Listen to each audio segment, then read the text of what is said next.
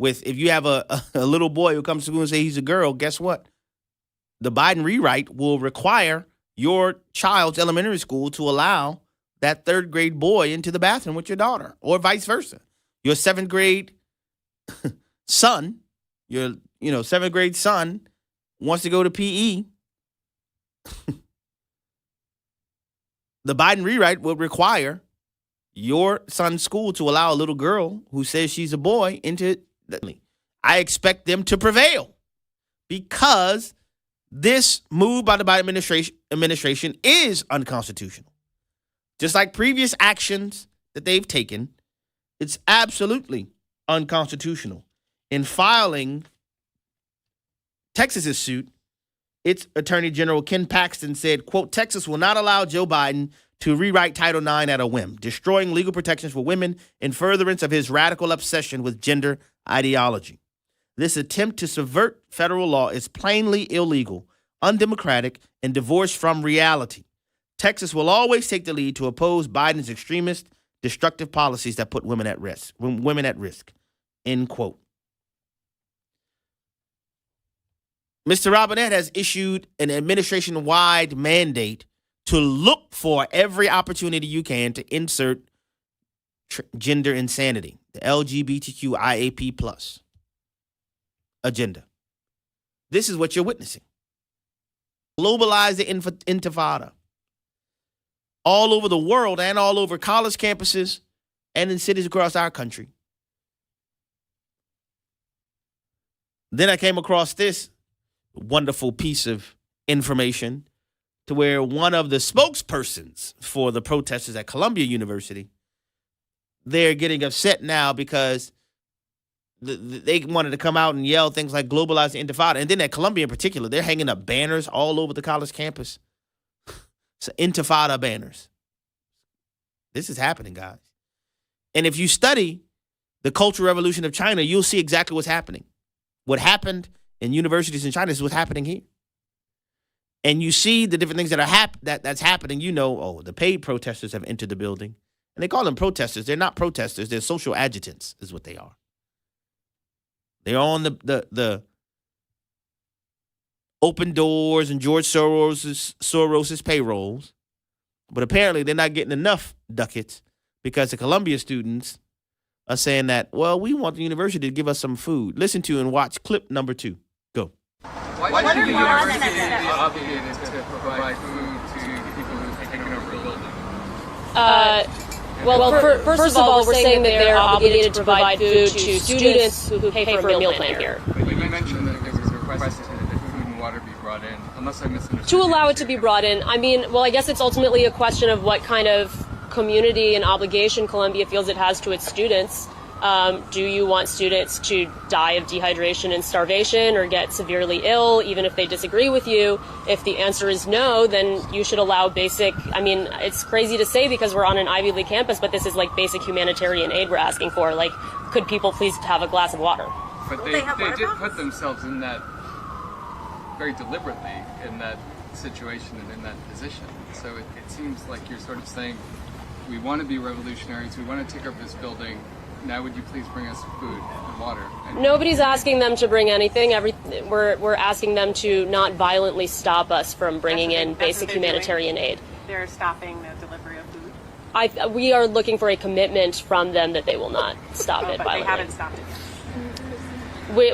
I don't know to what extent it has been attempted, but we're looking for a commitment. And the Grubhub.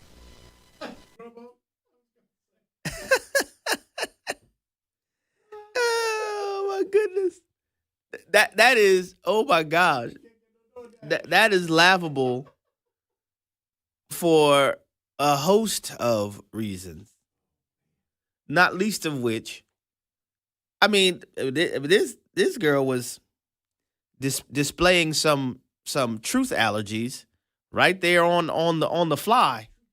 Yeah, truth allergies. Oh, so y'all want to viva la revolution, but you want the university to give you some to feed you? What? You viva la revolution? Feed me? What? Because she began, we all are students and we have paid for a meal plan at this university. Okay. So you want the school to provide food for you? No, we don't want you to give us any food. What? We just want to make sure that you don't prevent food from getting to us while we're in our tents. So is that what's happening? Is the school keeping food from getting? Well, we want a commitment that they won't prevent food from getting to us. Has anybody been stopping you from giving? Well, what? This is crazy. This is crazy. But guys, this is, whenever you see this type of agitation, it's not about what they're saying it's about. Again, you study these folks, the issue is always about the Marxist overthrow. This is what they want to accomplish. This is what they want to accomplish. It's insane. And then you have another bit of insanity, this time from state governments, because this has been happening in Michigan, what I'm about to share with you now, as well as in California and other states. There's a nefarious scheme taking place where state governments are pocketing money that's owed to children that's in foster care that's supposed to be distributed to them from federal benefits. Listen to clip number 3. Go. It's unconscionable for the state to be dipping into the pockets of California's most vulnerable foster youth behind their backs, and without telling them or their attorneys that they were doing so. Amy Harfield is with the Children's Advocacy Institute, a USD-based nonprofit. She says that those benefits can be transformational for young people leaving the system. This amount of money, which, in some states averages a little over $10,000, really could be the difference between homelessness and housing, between having food in the fridge and having to go on benefits. Guys, this is unconscionable. So the state of Michigan has been caught red-handed collecting $3.2 million in federal money that's supposed to go to children in foster care. But the state of Michigan is just taking it. Just taking it. This was exposed by Emily Reinig and an organization specifically endeavoring to monitor the benefits specifically for children in foster care. This type of thievery, and that's what it is theft. This type of theft has been happening. It dates back to 2020. Millions of dollars in benefits state governments are taking. And the state governments are functioning as if they are entitled to the funds because the children are in foster care, but the funds are dedicated to the children. The Children's Advocacy Institute is who discovered this scheme. In Michigan, as I mentioned, the state confiscated from children in foster care $3.2 million solely in fiscal year 22-23,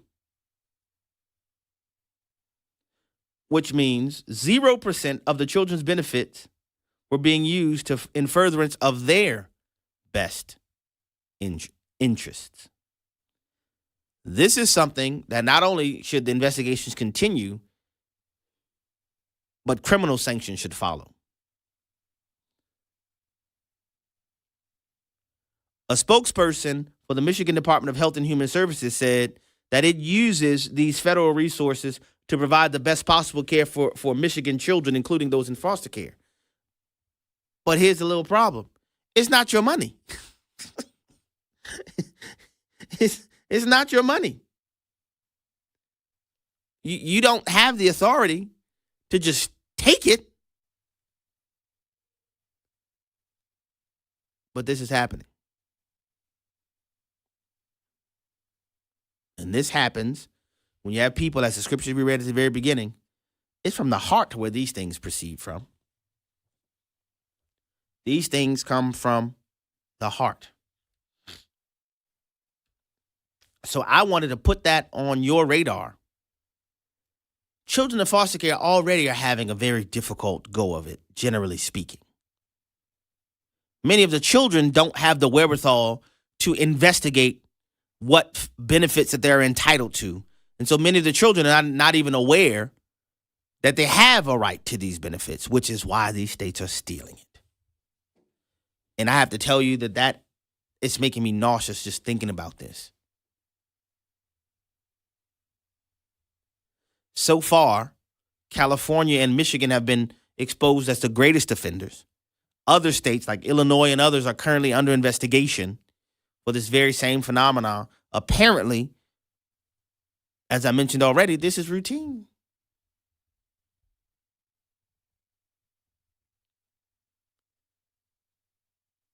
Guys, this is evil. This is evil. And it's happening. Last one I'll give you, this comes out of Hollywood before the time runs out. I had some more stuff, but I don't have enough time to get to all of it. You can file this under the Really File tab. Actress Anne Hathaway had a recent interview with V Magazine. And she was describing things that she had done in her career as an actress that she regrets. And she talked about working on romantic comedies and how it was routine for her to be told by staff that she would need to screen test with other actors for romantic comedies and kissing scenes and all. And they would say routinely, "Oh, we got 10 guys for you today," to determine what type of chemistry they had. Now, aren't these the same people that tell you over and over and over again, this is not real, nothing's going on, this is just acting, this is not real? But then they're screen testing the chemistry. We know already was the truth, but what it reveals once again is the perverted mindsets of those in Hollywood. Is no wonder. It is the cesspool that it is, and it produces the smut that it produces, because when the blind lead the blind, everybody ends up in a ditch. You all have a great evening. By God's grace, we'll be back tomorrow.